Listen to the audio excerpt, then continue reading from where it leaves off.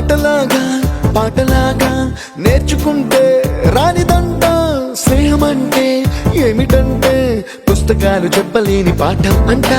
కోరుకుంటే చేరదంట వద్దు అంటే వెళ్ళదంట నేస్తమంటే ఏమిటంటే కన్నవాళ్ళు ఇవ్వలేని ఆస్తేనంట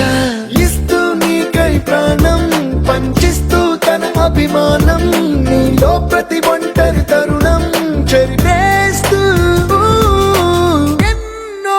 వేల కథలు అరే ఇంకో కథ మొదలు